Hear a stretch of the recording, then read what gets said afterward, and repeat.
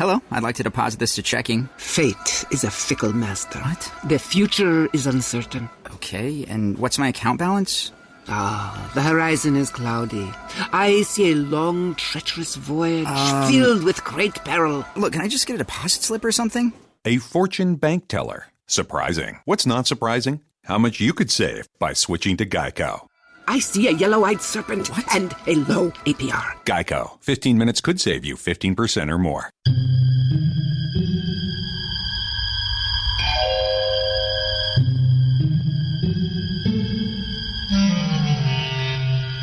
Archangels, ghosts, and Bigfoot. Oh my. It's just another night for Supernatural Girlz. Real stories, real answers to life's biggest supernatural mysteries. And now for another exciting interview with paranormal experts from this world and others. Here's your host, paranormal researcher Patricia Baker, on the one, the only Supernatural Girlz.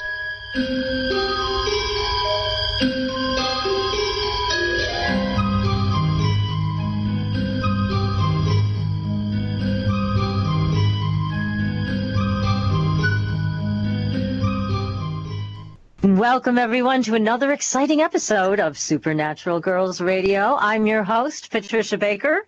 I am here with my co-host, Patricia Kirkman, PK, all the way from Tucson. How are you tonight? I'm just basking in the sunlight today. I mean, it's 82 degrees today. What can I say? I feel so spoiled. I'm biting my tongue hearing about all this warm weather. We're freezing again. It's no fun. And as we well know, this won't last long, but for the next couple of days, it's supposed to be warm. Oh, good for you. Well, I'm happy for you. Yeah, really, I am. I wish see we that. could share those warm temperatures. Yeah. Hey, do we have a great guest tonight or what? Gosh. Paul, absolutely fabulous. We're going to bring him on in a couple of minutes. He is a very exciting guy. He's one of our favorite people. We've had him on before. And, of course, you all know. If you heard him before, you know he's a terrific guest. But tonight, we are talking about the CIA secret experiments with Paul and his new book, which is called Blowing America's Mind. We are going to get to all the secret stuff that happened way back then, and we have a lot to talk about. But before we go there, PK, what is happening? We've got this, these secrets are still coming out, aren't they? Just like you said they would. They definitely are, and we're going to see even more coming up. But, you know, we're taking a look at this trifecta that we've just had with the moon, and they always say that major things take place after these take place. And so we took a look to see what happened when the last one we had was 152 years ago. So I took a quick look to see what was going on. And you have to remember, today is a day where people don't know who or what to trust. Secrets are all about what's happening. So we're going to get more of it in our interview with our favorite person here about the blowing America's mind. But the thing is, Lincoln was assassinated 152 years ago. The Civil War ended. Steamship in London sinks, killing 220 people. The SPCA was formed. Charles Harris invented root beer. That's the most pleasant thing of the That's the best thing yet. Yeah. The animal protection. But there was a great fire in Quebec which destroyed 2,500 houses. And then someone threw a firecracker which started a fire destroying one half of Portland, Maine. And then the cholera epidemic kills hundreds, I should say, plural, in London. So God only knows what the major changes that we're going to see now taking place since we've just had this trifecta, because that happened in the past 152 years ago, so we don't know what's going to happen now. But one of the things are that people are very restless, not knowing who or what to trust, and secrets are just chomping at the bit to jump out and be made known. So we're going to have to pay attention to some of that. And as you're finding some of these things out, do remember, don't always trust what you think you heard. Double check some of these things just to be on the safe side.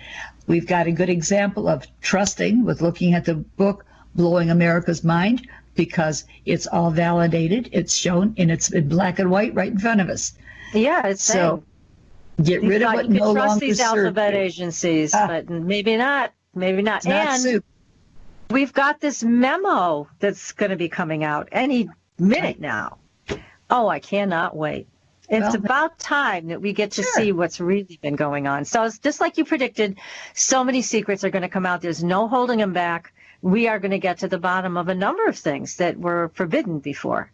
Well, so, yay. That's perfect. Right? But the other thing is get rid of what no longer serves you. Ooh. Whether it's these secret things going on or there's things happening, don't just sit back anymore. Jump in the middle of it and get things out. Let's clear the air once and for all. So many lies spinning. Ooh. Yeah, well, it's about time that we get to hear a little bit about the truth. So I'm hoping this memo will shed some light and we'll begin to see something of what's been going on behind our backs. Hey, do you think they were listening in on us?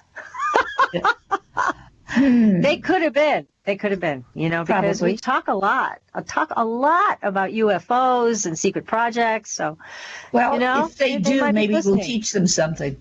I certainly hope Since they don't seem to want to listen to what they already know. That's right. Just a thought. Who knows? We might be able to teach them a thing or two, Yeah, let's go for it, girl. It's all right. overdue. It is long overdue. So on that note, let's talk a little bit about who we're going to be talking to tonight. Now, again, as I mentioned, this guest of ours, Paul Jeffrey Davids, he's a Hollywood producer. He's a very successful Hollywood guy. And he's also a Princeton graduate, very smart young man back then, very smart older man now. And he is going to tell us all about what happened to him and his friend, a co-author, John Selby, this new book that you are holding in your hand and I'm holding in mine. See it? It is fabulous.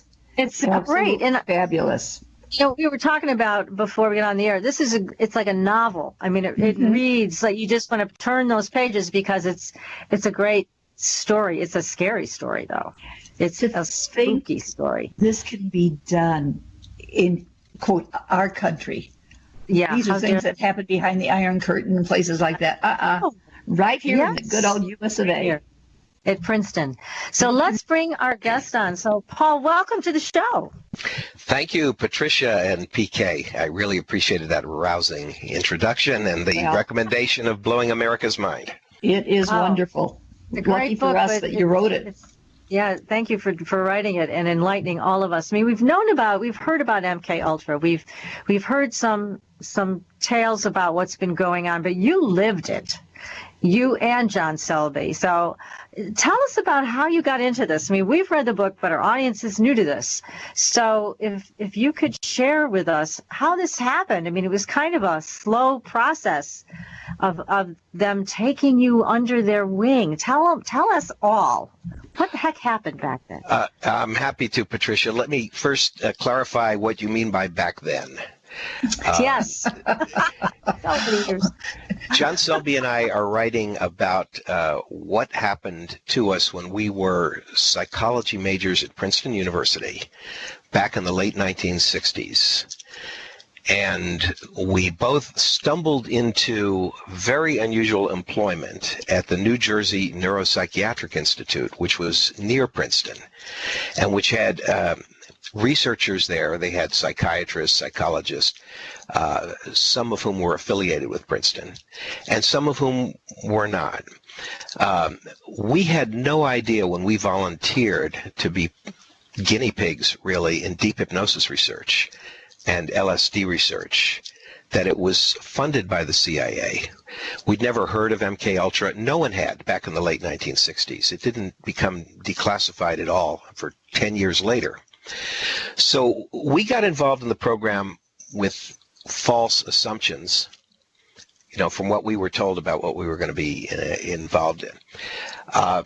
To give you the setting a little bit more, it was a very special time. Well, not only that it was the late 1960s and the Beatles had come out with Sgt. Pepper's Lonely Hearts Club Band. This is that era.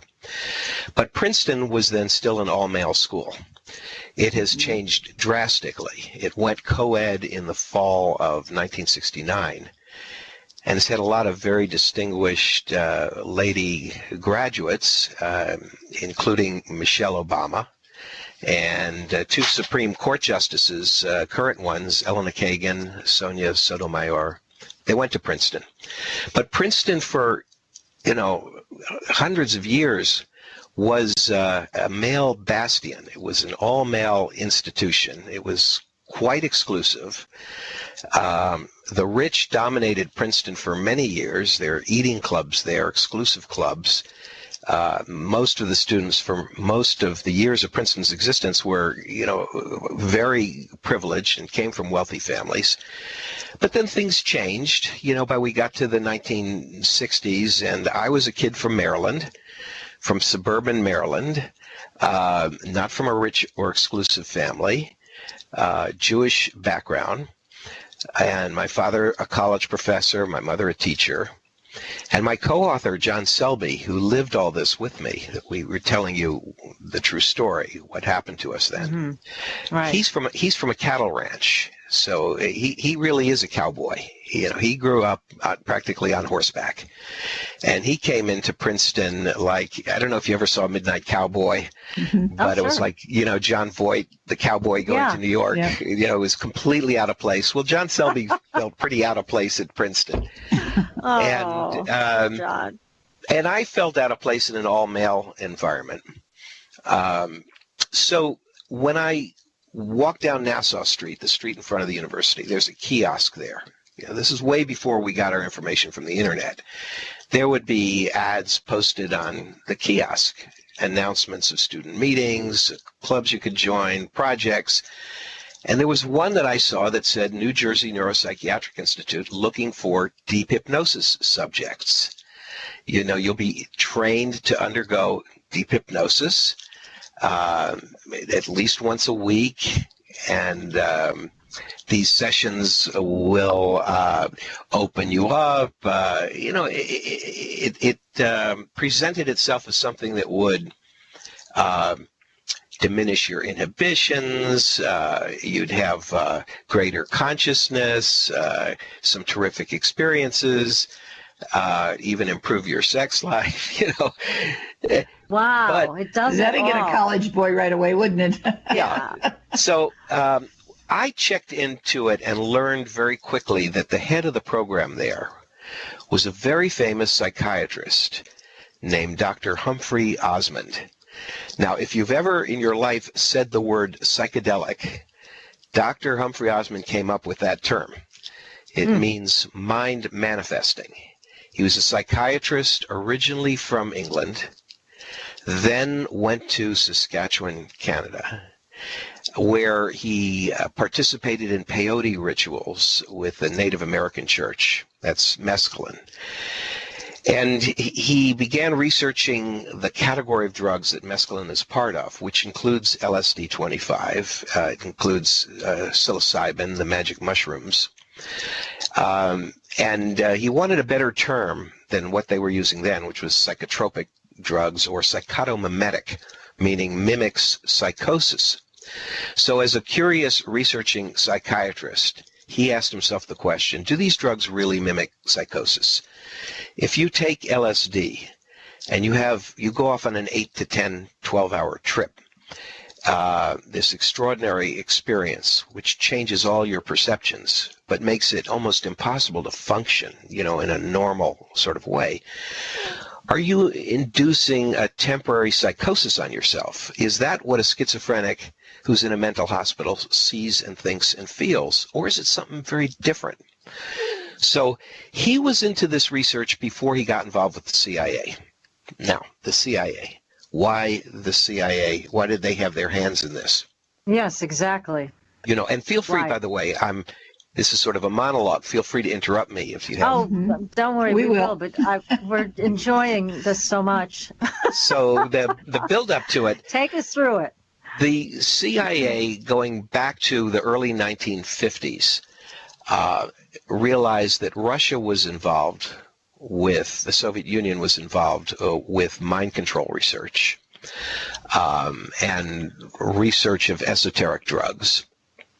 And in the aftermath of the Korean War, where there was brainwashing of prisoners of war, the CIA, the military wanted to find out what was done to these people. How were they changed? How were they manipulated? Was there hypnosis involved? What drugs were involved? What was done to them? So they initiated Project MK Ultra. But I don't know, from the beginning, could they have ever conceived that what they were really going to do was fund this thing to the hilt through, black budget, top secret, dummy corporations that were the paymasters, inducing psychiatrists and psychologists all across the country to participate in their research on these things. And, as I read it now, from what's been released, there were 149 known mind control projects at 86 American institutions. This, oh my God. Spend some time thinking about what it means. 86. I'm talking about prisoners. I am talking about experiments on military people, but I'm also talking about experiments in hospitals and at colleges, universities, and private research centers like New Jersey Neuropsychiatrists. That was just one experiment that I walked into in a absolutely massive program all across the country. Many of the guinea pigs had no idea that they were being used. They hadn't consented. Not the way they were using them. No, that's the thing that's so disturbing. We're never told anything. You're a hospital patient and you're given an experimental drug and they're studying you. And you don't know that. Yeah, and even with you, when you were looking at the kiosk notification, they just talked about deep hypnosis. They didn't talk about the LSD. They didn't talk about anything else, just that this was going to be possibly a good thing for you. Right. So, yeah, that's very deceptive. Yeah, so, of course, they didn't want their subjects to be aware of what they were looking for. We found out the truth about all of this about 10 years later. So when you read Blowing America's Mind, you're inside our skin, so to speak, back when it was happening. It's all fresh. You're really feeling like you're back there in 1967. That's why you said, Patricia, it reads like a novel. Well, very intentionally.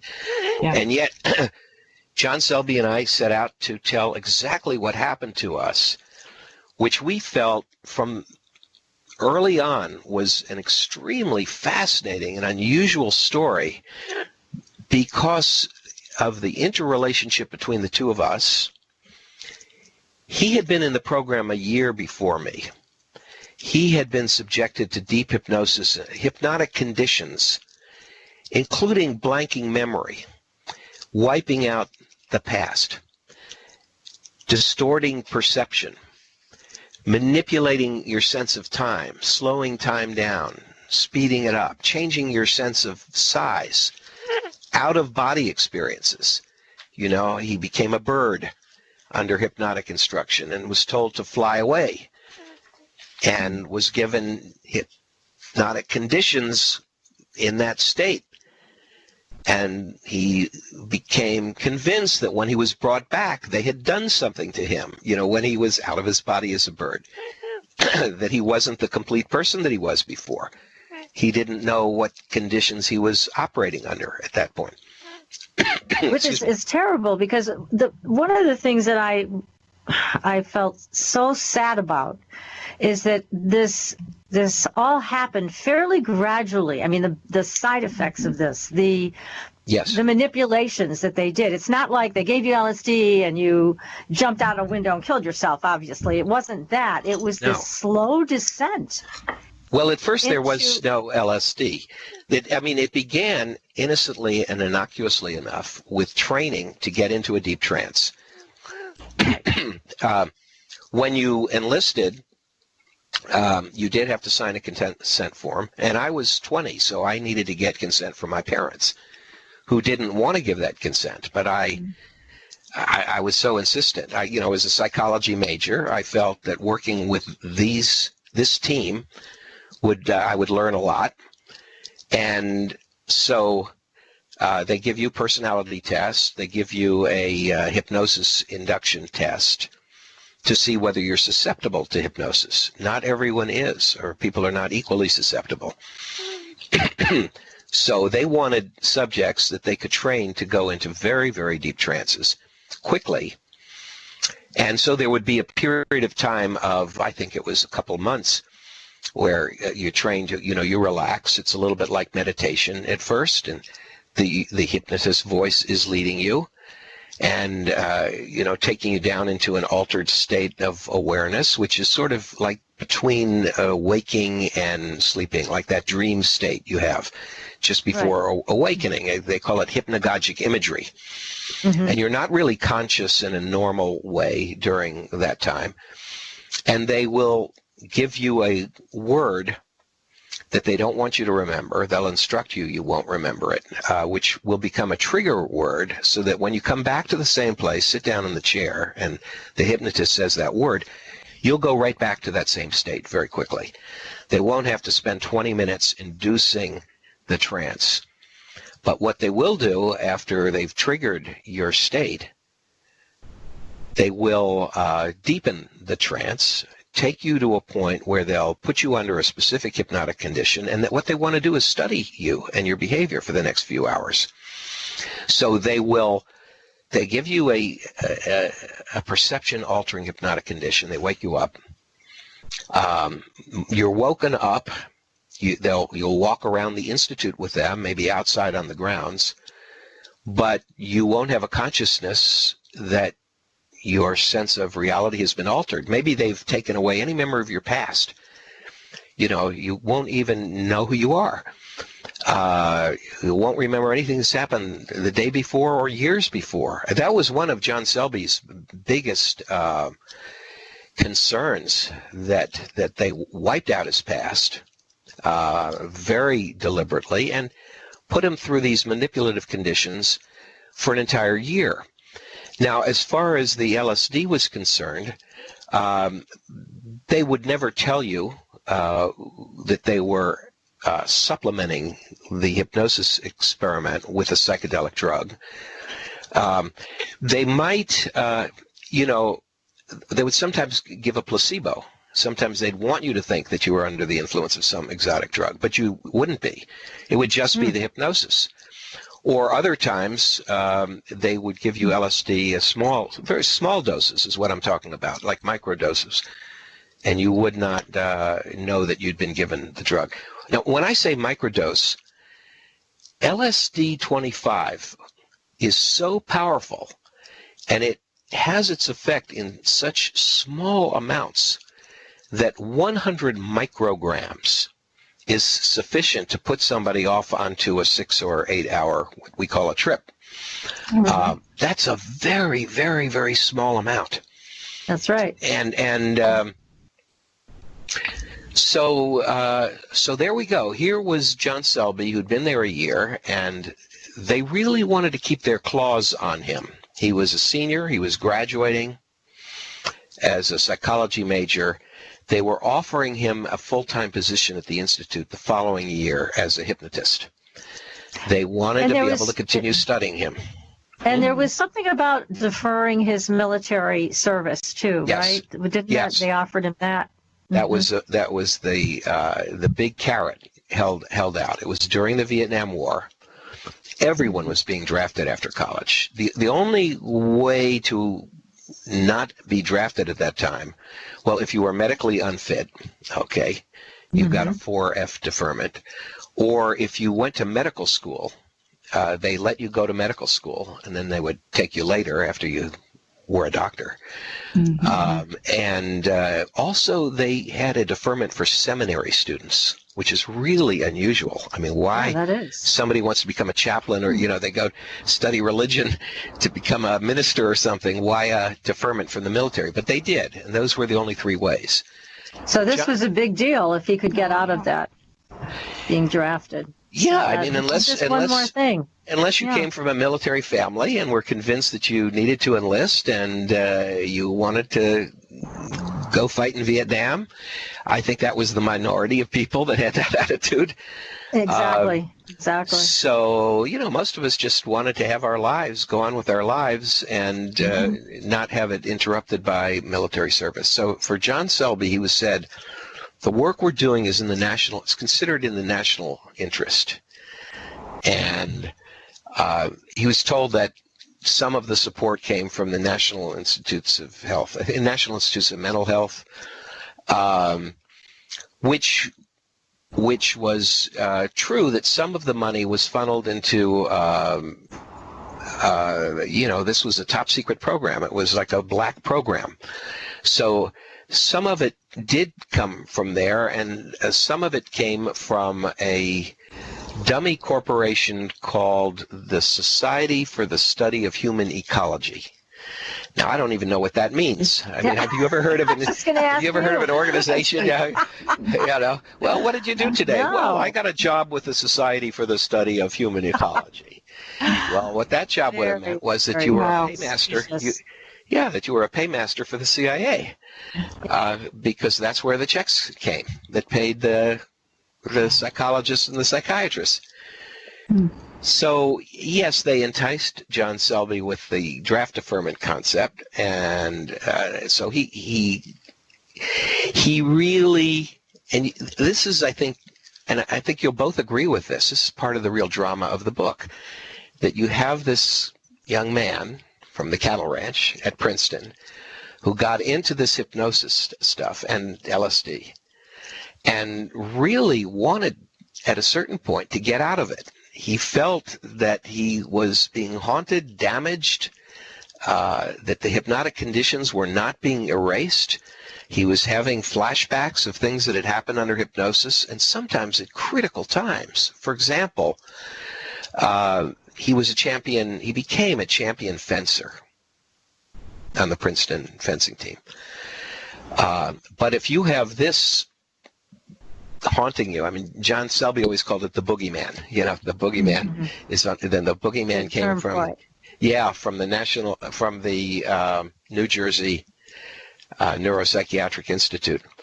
So his struggle to break free of it is one of the major themes of the book, and how he finally did it, and how he finally got up the courage to betray the people he was working for, break into their files, find his file. And I don't want to give away the whole plot, but yeah, exactly. He needed to break away. Yes. Meanwhile, you have me, naive, 20 years old, gung-ho for this, right? I hadn't experienced the dark side early on. I enjoyed learning to go under hypnosis. So as John Selby, my co-author, began to rebel against it, I couldn't understand why. And then we had another mutual friend, Pac, in the book. He's a terrific character. Would you agree? Pac was really interesting character. He's a great character, and I was going to ask you more about him because he's so interesting. Yeah, I mean, I think he really lives. He helps make it a piece of literature, because this character, Apocalypse, who's half Native American, half Greek, who was a subject at the Institute before John Selby was, and he went just out of his mind. And he always called it the loony bin. We came to call it the cuckoo's nest. I mean, eventually. Didn't Pac try to warn you guys in his own way? Sure he did. You know that there was that book by Ken Kesey called One Flew Over the Cuckoo's Nest. Oh, yes. Amazing. Amazing classic. Yes. He was in his early 20s when he wrote that, and Ken Kesey was considered one of the major up-and-coming writers of America at that time. And then he wrote Sometimes a Great Notion. And boy, was he persecuted for what? For possession of marijuana, right? I mean, he was arrested twice for possession of a joint. Jesus. He was facing 5 years in prison. But Ken Kesey, of that time, he was also a major proselytizer of LSD. Well, LSD was legal until 1966. They didn't pass a law against it until then. Ken Kesey got a 1939 school bus. You probably know about this. He painted it all in psychedelic colors. And he, with a band of followers, hippies, went around the country, stopping in different cities, enticing people to take the acid test. Hey, would you like to try LSD? We've got it here in Kool-Aid. And 100 people at a time would take acid thanks to Ken Kesey. So, of course, they persecuted him. Of course, and a joint of marijuana was what they could bust him on at that time. They couldn't bust him for the LSD.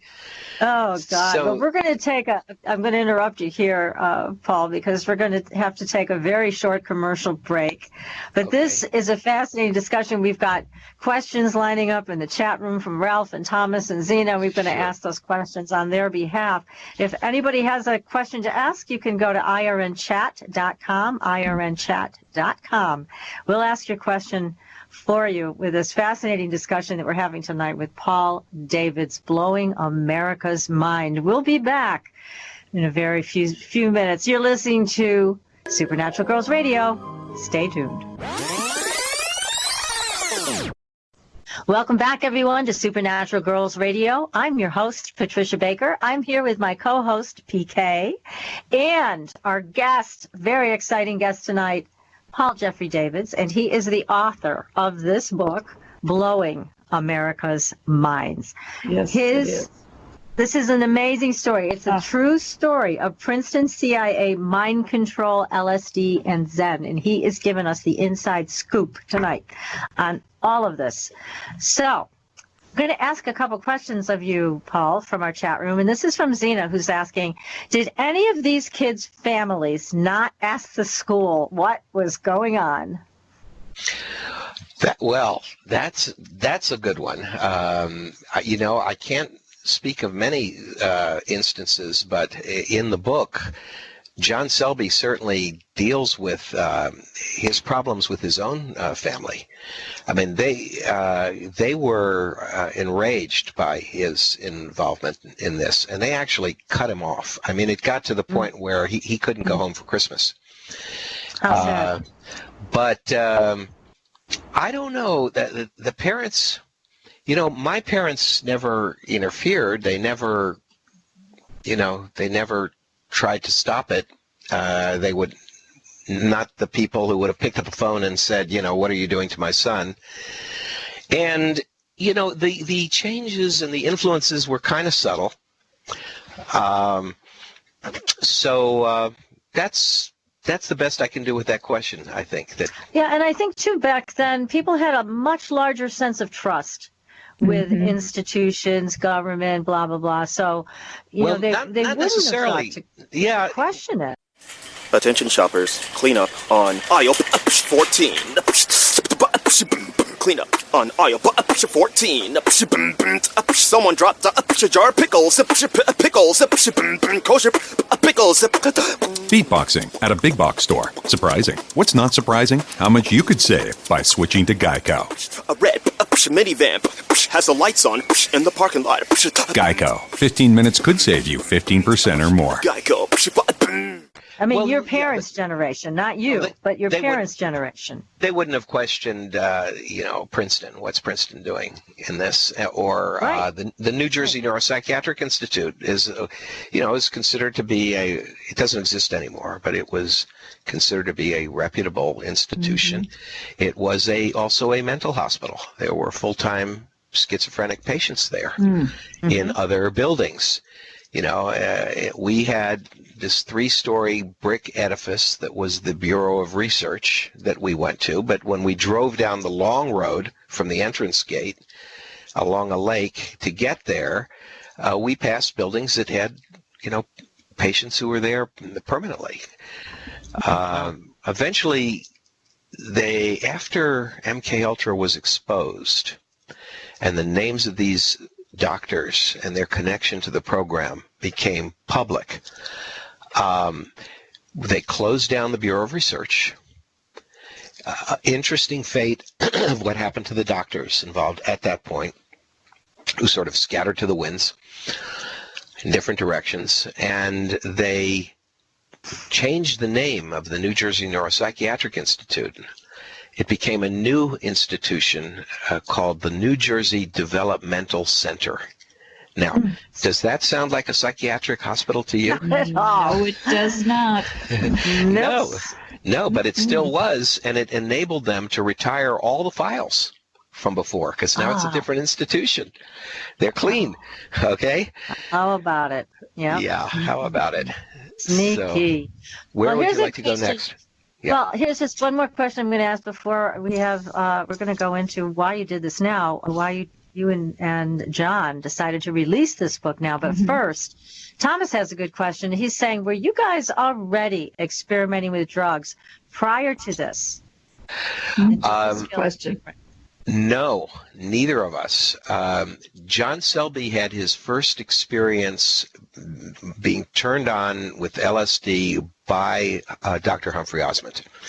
And he doesn't describe that experience in the book, but if you go to our website for the book, which is blowingamericasmind.com, there's blogs there that John Selby and I have written. And one of them, John Selby describes that whole first experience with Aldous Huxley.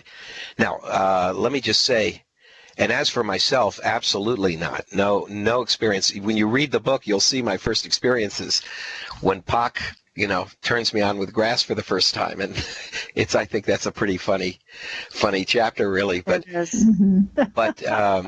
we felt we were in such good hands with Dr. Osmond, partially because we learned that he was a friend of the great writer Aldous Huxley, who wrote Brave New World. And he turned on Aldous Huxley with mescaline. And Aldous Huxley wrote about that experience, and it became a book called The Doors of Perception.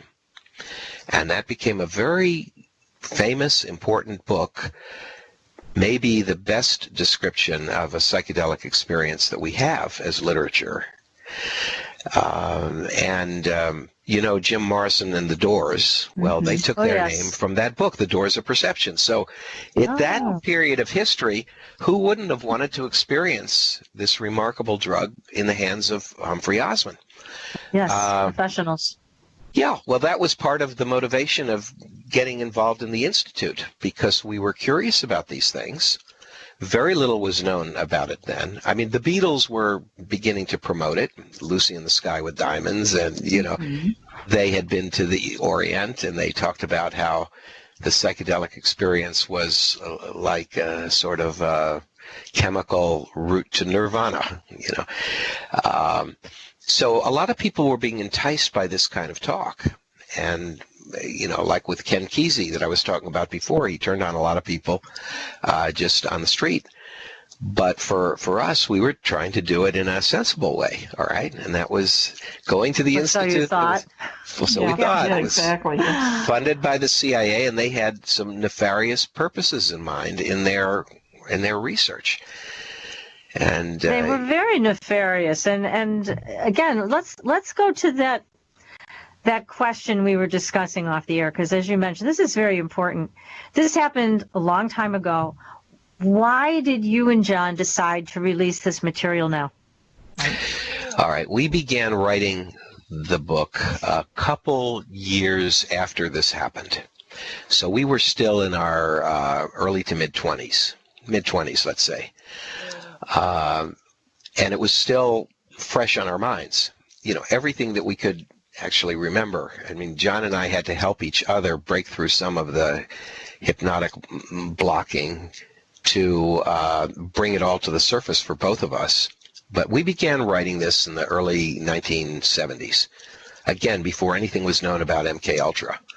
But we did succeed in getting down our experiences and the people that we knew and the interactions and the dialogue while it was still relatively fresh, so we could be accurate about what would happen. But we could not get the full picture. We didn't have the full picture at that point. We weren't mature enough, and we had no idea about the military involvement in it. So there came a point where we put the book down, and it went into a drawer to gather dust as an unfinished manuscript. I do want to mention at this point, too, that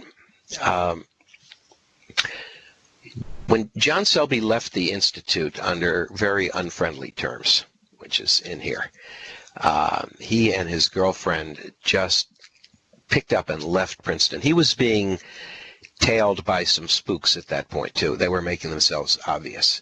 What they objected to was that John Selby had released information to the press about this that he wasn't supposed to, and about the use of psychedelic drugs at Princeton. And the president of Princeton University became quite annoyed about that. That was Robert F. Goldman. He did. Don't we have quite a great chapter? Isn't that really special, the chapter? It really is a great chapter when you talk about this because, and here's my question about John and why he divulged this information, because I mean, it seems like he must have known on some level that what he was talking about was going to create a very negative response from the people he was involved with. Did he not know that, or he did didn't the care. LSD break down his barriers? Oh, he didn't care. Yes, he didn't care. I mean, it was like what Timothy Leary did. He was a Harvard professor. By the way, one of my film projects, I've made 10, and one of them is the film Timothy Leary's Dead, the biography of LSD guru from Harvard, the professor Timothy Leary. Maybe the younger generation isn't as familiar with him as well we were, but he was like a national leader of the hippies in those days. Definitely.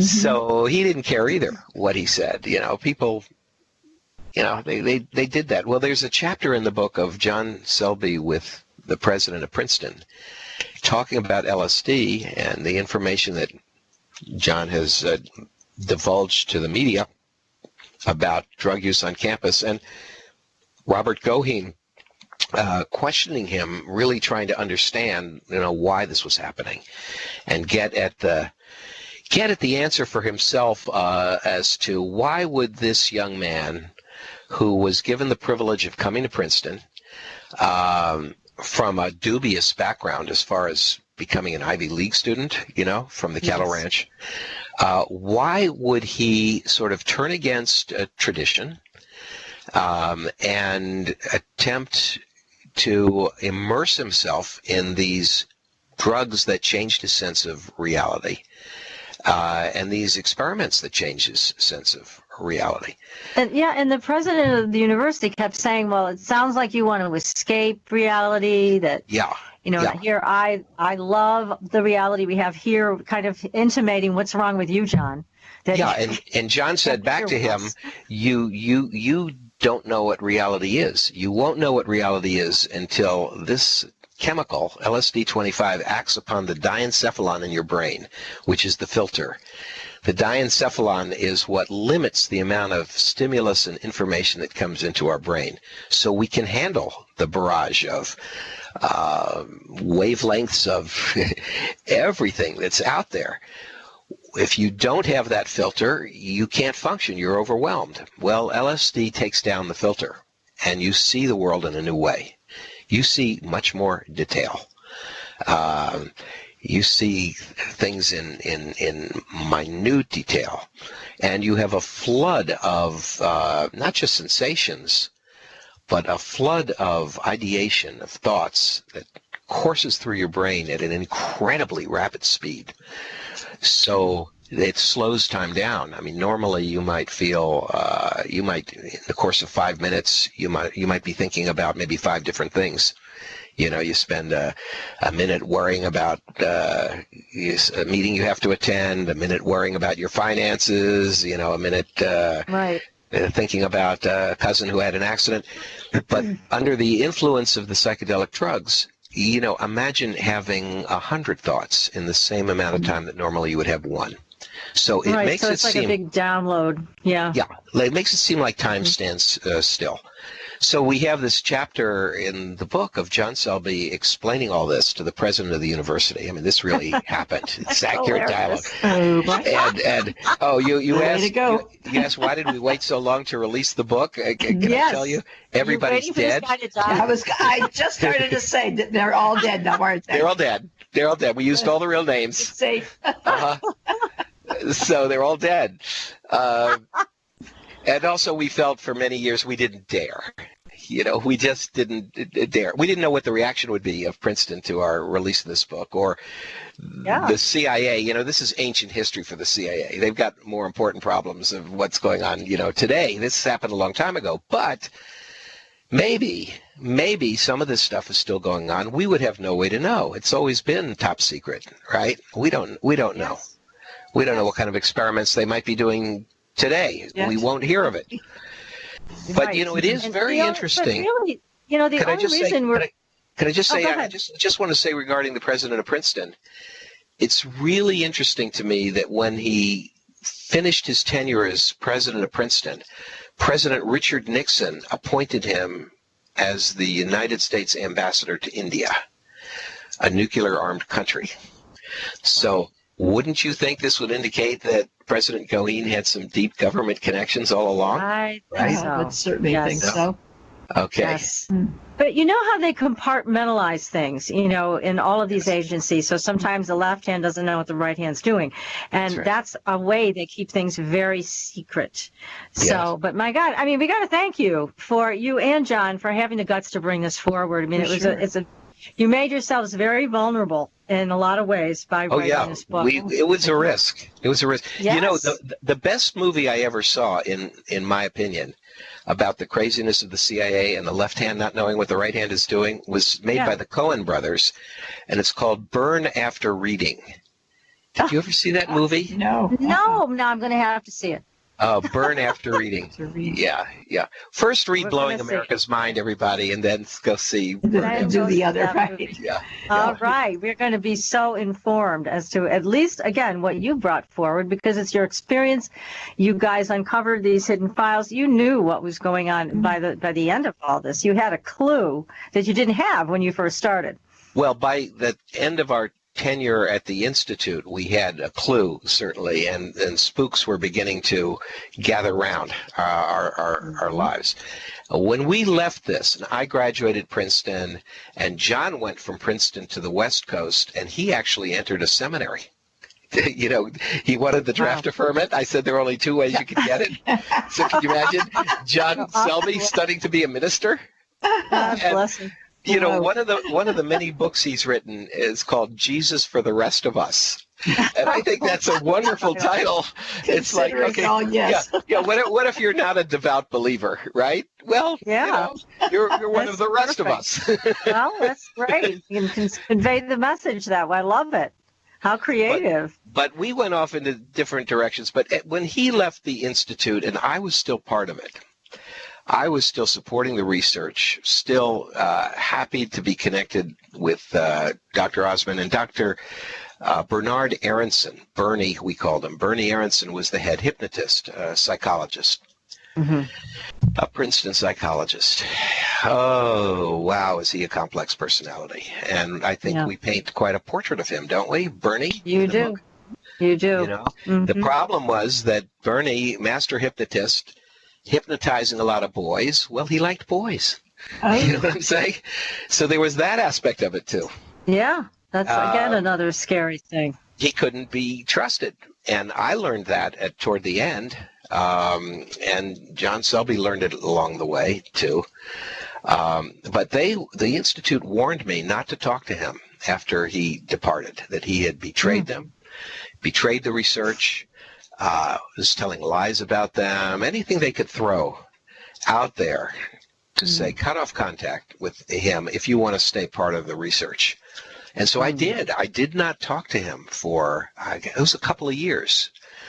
I graduated, and I was one of the first people accepted I was a fellowship student at the American Film Institute, the Center for Advanced Film Studies in Los Angeles. That was sort of the underpinning of my future career, the fact that I became one of those fellows at the AFI. That's quite an honor. Goodness. It was. And John Selby, on the other hand, he was the seminary student. Now, I finished at the AFI and wanted to make my first feature film. I made a student film there.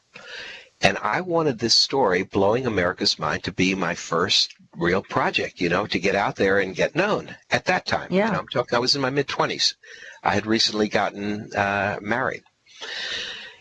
And I'm still married, by the way, after all these years. We celebrated Congratulations! That's a novelty in itself. We celebrated our 46th anniversary a couple weeks ago. Congratulations. That's wonderful, Paul. Congratulations to both of you. That's really terrific. Thank you. Actually, It was only about a week ago. So, but wow. I wanted this to be my first movie, so I wanted to write it with John Selby, so I had to find him. And that was hard. And he was in Northern California. I think he was in San Rafael at that point, San Rafael. And it was awkward when I got him on the phone, and we hadn't talked in a couple of years, and, you know, the Institute had turned him into the boogeyman, and so there was this sort of ice between us at the beginning that I had to break, to tell him, look, I left the Institute too. I came to understand all those warnings you gave me. I think we should do it as a book. He said, come on up here. Let's talk about it. So we quickly decided to start working on it, and then he came down to Los Angeles. You know, he sat in on some of the seminars at the AFI. And we worked on this actively for well over a year back then, a year and a half maybe, but we just couldn't finish it. Now, in 1977, that is when MK Ultra, the mind control experiments, were exposed. And we learned about it for the first time. There were newspaper headlines across the whole country, every newspaper. We've got a lot of those headlines in the book. Did you find that helpful, Patricia, to read? That was, yes. Oh, God, definitely. yes. We both really liked seeing that. I mean, it gave a whole other sense of reality. And a lot of them were from the New York Times, right? Yes. New York Times. It wasn't just Los like Angeles local Times. college media. We're talking major influential media was covering this. Yeah, we have the headline of the New York Times of the CIA telling Columbia University and Princeton of the secret behavioral research. So, and then the Los Angeles Times wrote an editorial. The headline was "The CIA, blowing America's mind." And they talked about how the danger confronting the American people was, how do you get the CIA to cease and desist on doing things that undermine the very freedoms that they were formed to protect?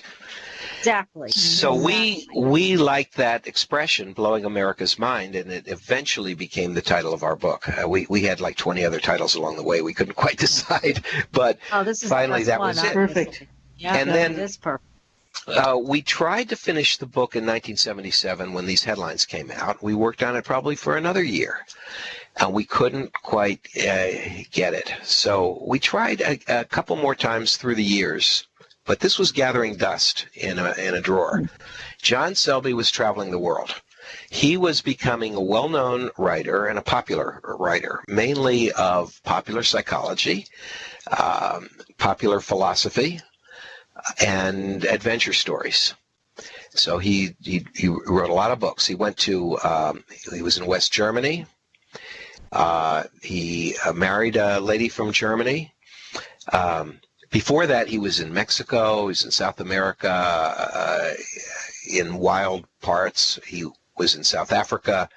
And then he was in Kauai, and the island of Kauai for, it must have been maybe 15, 20 years. He lived, you know, in Kauai, in the wilds. You know, I mean, he just pushed society away. He wrote his books, but he became popular. You know, a very good writer. I mean, that's the one heartening element I think both PK and I were happy to see. You're both so successful. I mean, you as a Hollywood producer and writer, and John as a popular writer. I mean, thank goodness it turned out well for the two of you that way, because I mean, it could have gone so bad and so fast, but thank goodness it didn't. You both must have guardian angels that helped you on your path, because it was fraught with all kinds of potential disaster.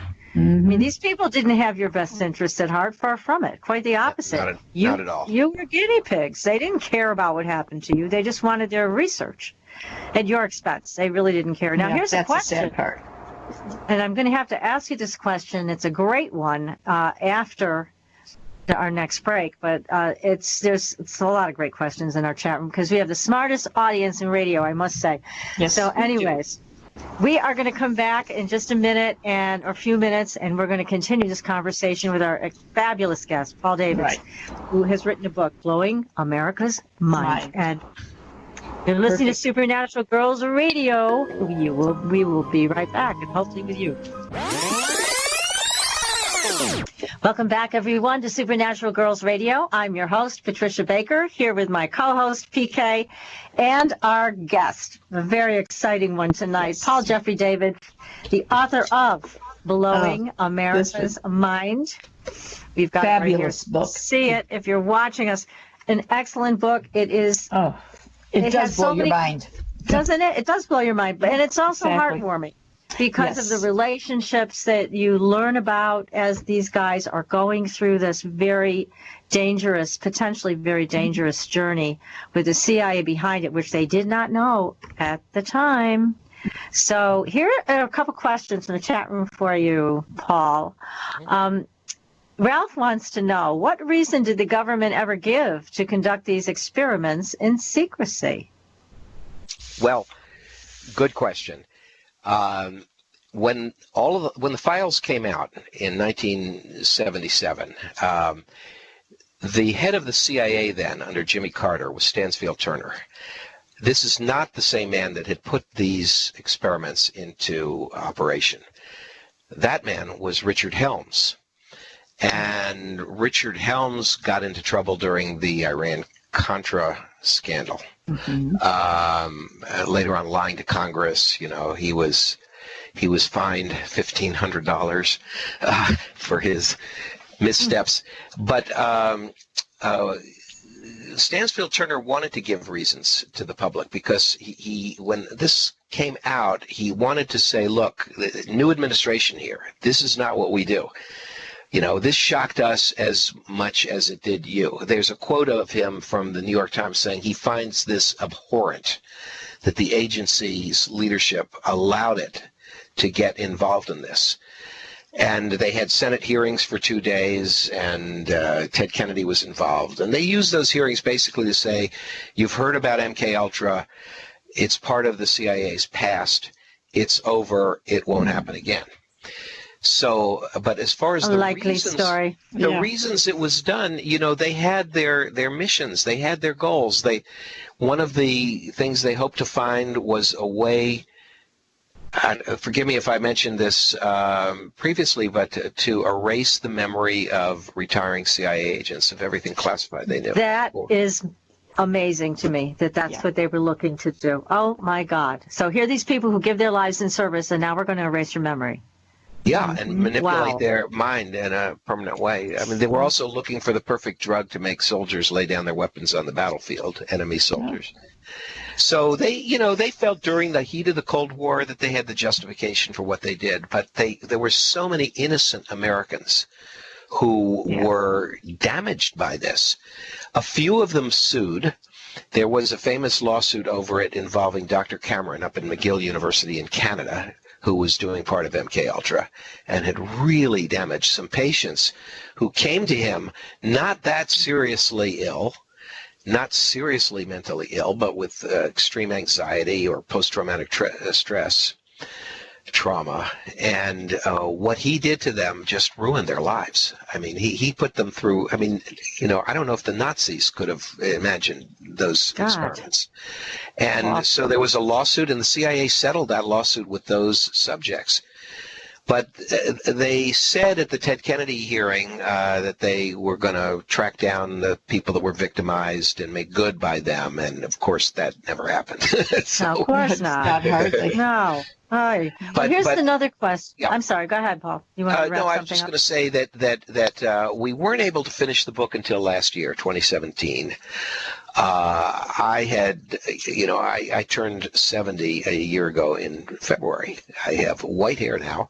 And I talked to John Selby. We hadn't talked very frequently. And I said, are we going to finish it? Or is this going to get out there while we're still above ground? Because it's not going to get out there when we're below ground.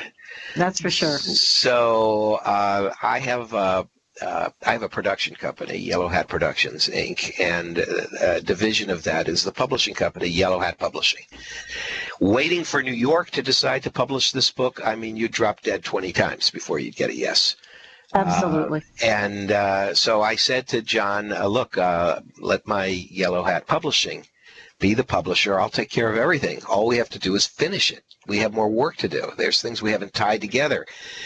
And so we reread everything we had done before, and we knew that we could put all kinds of details and additional touches to, pull everything together, make it right. And then the epilogue that tells what happened afterwards. And we both feel that there was some benefit to us as being part of it. It wasn't all dark, that, learning hypnosis, it was a good predecessor for then learning meditation, maybe. But I think the main thing is that when we both rebelled against the manipulation and the dark side of this and broke free, I think we each in our own way became more courageous people.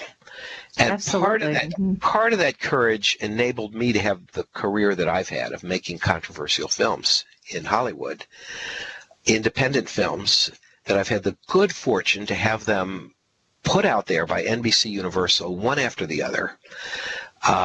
Films that Hollywood wouldn't decide to make.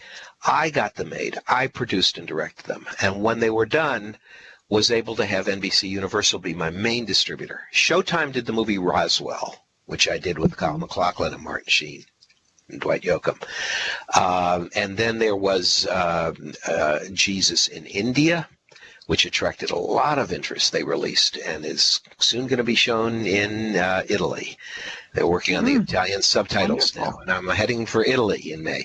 And then there was the Life After Death Project was another one that Universal did. The Sci-Fi Boys was not so controversial. That was about the history of special effects in movies. It was really, really successful, and Peter Jackson helped me. So, I had this storybook career. It went well. And last year, I said to Selby, look, we're not young men anymore. Let's finish the book. Let's put it out. And he completely agreed. We worked really hard finishing it for around 5 months last year. And here it is now. It's just been, Blowing America's Mind has just been out for a little over a month.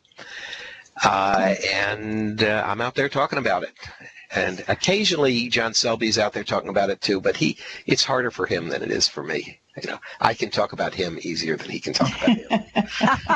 Well, you do a great job. It's fun to listen to you. You're so full of the information that just keeps us mesmerized in what's coming next. Yes. Oh, PK, I wanted to mention, because when we were on break, I mentioned this. I was on your show before, and we talked about my book, An Atheist in Heaven, The Ultimate Evidence for Life After Death. And that book of 2016 was, it grew out of the film I made in 2013 called The Life After Death Project. This was an examination of what I think is some of the best evidence that there is a spirit world and there can be contact between the spirit world and our world. And you're from Tucson, you said. I'm in Tucson. And Patricia. My co-author. You're in Tucson. Is somebody from Tucson? But you live in Tucson. So I live in Tucson. My co-author on that book is a Tucson guy. Now it's Dr. Gary Schwartz. Oh yes, I know Jerry. Gary Schwartz works for the. He's a professor at the U of A. Yes, University of Arizona. I'm a robot vacuum cleaner, so yeah, I got one gig. I suck up dirt. So pardon my inferiority complex about Geico, who does so much more. Like, not only could they save their customers money on car insurance, but they got fast and friendly claim service too. And an award-winning mobile app. Plus access to licensed agents 24/7. Who am I kidding? I can't even do corners. Uh-oh, choking hazard. Popcorn kernels! Geico. Expect great savings and a whole lot more. And he comes from Harvard and Yale, psychology background. He's researched life after death forever. And he was in my movie, The Life After Death Project, and then he co-wrote An Atheist in Heaven. And I'd like your listeners to know you can find all my projects at Amazon.com, I think. Maybe Roswell might be hard to find, but if you want to see everything I've done, imdb.com, the Internet Movie Database, Paul Davids. I started with the Transformers show. I was production coordinator on 79 of the cartoons that you guys grew up with. Oh, how cool is that? That is so neat. Wow. Then George Lucas had me and my wife write 6 of the Star Wars sequel books, starting with The Glove of Darth Vader. Sold 5 million copies, right? I was doing all that, but I couldn't finish my own book, Blowing America's Mind, during any of that period. So that's again, that's my story. Yeah, it's a great one. We like your story, and we do hope that this book will be turned into a television project. We think it would be great. Wouldn't that be fabulous? Yes, I think so too. I'd love to see it. That's right. You got great characters here. You've got so many elements that come together to make a really amazing story. Well, here's another question for you. We got to get to these, or these people are going to be mad at me. Conti's asking, I'd like to ask, did you get paid for the experiments they did on you? Yes. It was employment. It was legitimate employment. So I can't say I walked into it completely unknowingly. It's just that I didn't know what they were going to do to me, or that the CIA was behind it. But yes, I was a paid subject, and so was John Selby. Okay, and then here's a question from Thomas. It says, hello, girls. Is there any lost footage of these experiments that has ever turned up? It's a good question. I don't of our experiment, what we were part of at New Jersey Neuropsych, I don't think there ever was any footage that I know of. It was before video. It wasn't when you could just set up a video camera and record something that way. What about audio tapes? If there were, I don't know. I mean, I imagine the doctors did it. But whatever became of those, I mean, when they stopped being the Bureau of Research at the New Jersey Neuropsychiatric Institute and became the New Jersey Developmental Center, they retired all their files. Who knows what was destroyed or buried at that time. So right. I wish we had some film. To keep them. Wouldn't that be something? Yes. Now, one more question, because I know you have to go a little bit early tonight, unfortunately, but we have more things to share with our audience. And so here is a question from Supernova. Have you ever found out who the main players behind these experiments were? What's that noise in the background? Yeah, we're definitely hearing. There it's going. It's just stopped. It's the CIA. Yes, well, specifically, okay.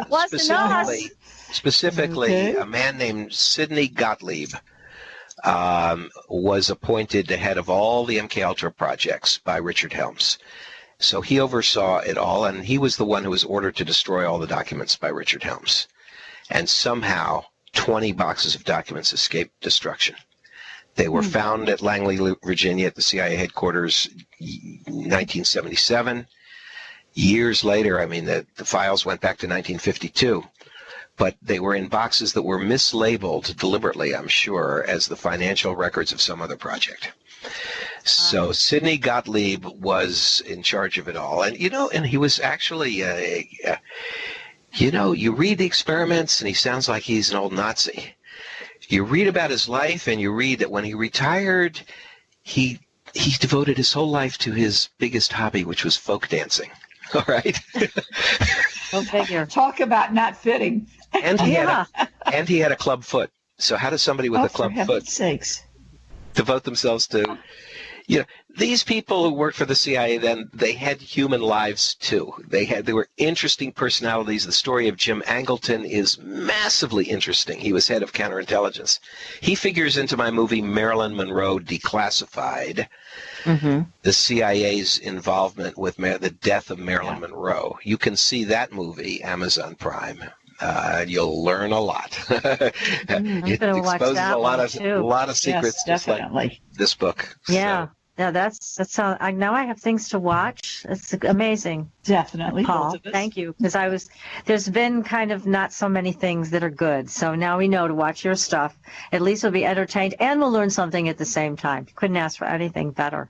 Yeah, there's also my biography of Timothy Leary. Timothy Leary's dead. I filmed that 20 years or so after the Institute experience. And Timothy Leary enlisted me to do his biography. And that you can find online now, too. Timothy Leary's dead. Paul, do you have a website that lists all of your projects? Yes. Well, here's a couple of websites I'll suggest. If you go to pauldavids.com, that's my old website. It's not quite up to date. It doesn't have the couple latest, but it has all the early projects, a lot about them. And then there's pauldavids-artist.com. I'm an artist, and that mainly has a couple hundred of my works of art. But it also, as you go down the menu, you'll find things about my books and about my films. And if you go to, as I said, imdb.com, the Internet Movie Database, Paul Davids, put in my name there, and everything I've done will come up, including the name of every one of those 79 Transformers shows that I was. Oh, that's great. Great. Yeah, well, that'll be great for our audience to go and learn more about your projects and watch them and read them. Again, you're a delightful guest, Paul. As always, we're so happy to have you on the show with us tonight, and we thank you for writing this book also, because it's something we all need to read. Here it is again. Don't forget it. Blowing That's right. America's Mind. It's a great book, everybody. Tricia, it's I said it's at Amazon. I want to say it's the printed book that you have, but it's also available on Kindle. You can get it at Amazon. Okay. So people can get the electronic version too. Sure, which is and if you have another ebook reader that's not Kindle, you can find that out there too. Go to, I think, Baker and Taylor. Just search "Blowing America's Mind." We'll find you. My name. You'll find the book. You'll find it. We'll follow the breadcrumbs. breadcrumbs. And again, Paul, thank you so much for your time tonight. We really appreciate it. What a delight.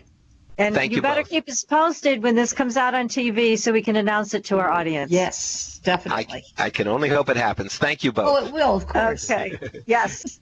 We hope it does. Thank you so Take care. much, Paul. Take care. Good night, Paul. Night. Now, everybody stay with us because we're going to be sharing some information that you may want to hear. Okay. Well, that was very interesting talking to Paul. He's a great guest. Wasn't it, though? Oh. Yeah. We've interviewed him before. We had no idea that he was a guinea pig for the CIA. No. But We had no devil clue. hid all of that from us. Kept it all quiet. Yeah. Well, thank God he survived it. Some people didn't. There were some people who died, and so he talked about people who whose lives were ruined, but there's also people who died from some MK Ultra nonsense. So I think one of the things that he said, they held off doing the book until after everyone had passed. Yeah, it makes sense. Yeah, I could understand that. No conflict this way. Yes, because as he talks about in the book, John was threatened by a couple of guys from the CIA who showed up he was going to get in his car, and there they were. And they threatened him that if he did it again, if he divulged information to the press, that they would kill him. So it was serious That was stuff. directed to the point. Now, exactly. Yeah. Now I can see why they waited so long to finish it up. Yeah, they said Absolutely. almost 50 years. Yeah.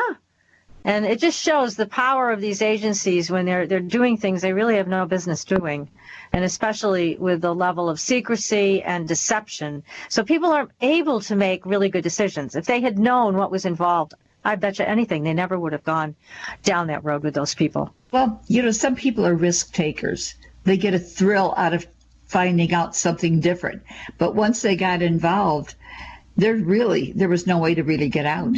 No, it was very tough. So even though their friend Pac was trying to warn them, it's still, they thought this was on the up and up, and they didn't realize the shadowy figures behind all of this. So very interesting.